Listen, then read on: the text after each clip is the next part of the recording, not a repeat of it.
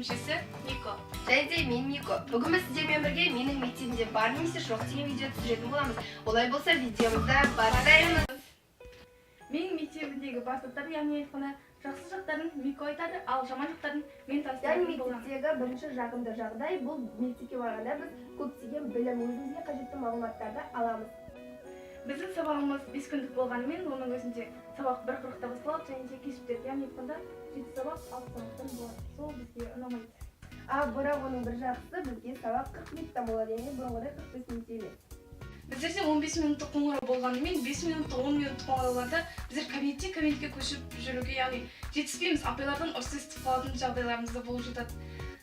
Бізде мектепте жақсы жағдайымыз, ол біздің күніміз керемет өтеді, яғни қызықтарға толы болады. Бізге үй жұмысына мысалы Қазақстан тарихынан, немесе дүниежүзі тарихынан, географиядан көптеген беттерден тақырыптар беріледі. Мысалы 14 бет, 15 бет.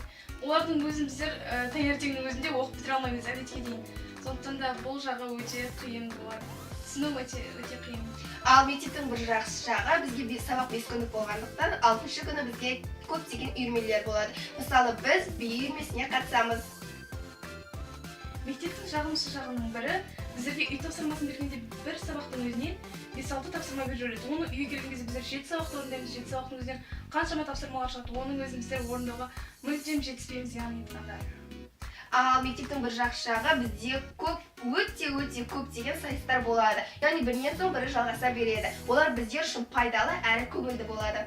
Біз тағы бір жаман жағына келетін болсақ, біздер бір күніне 7 сабақ арқалап баратын болсақ, бұл өте ауыр. Оның үстіне тағы дене киімді қоса алып барамыз. Иығымыз қатты ауырып кетеді, яғни айтқанда, оны қолға ұстап жүру де мүмкін емес.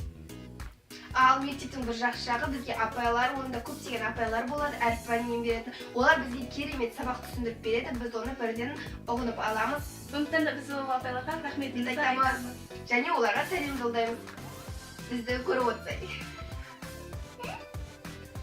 Яғни айтқанда, біздің мектептің жаман жақтарына қарағанда жақсы жақтары өте көп. Және де сынып жетекшімізге. Сонымен қатар біздің осы мектепті ашқан директорымызге көп алғысымызды білдіреміз.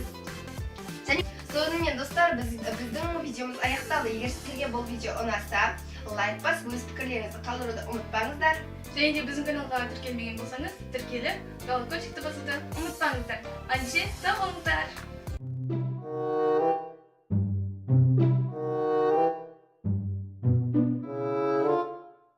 Көп алғысымызды айтамыз. Ендеше сау болыңыздар.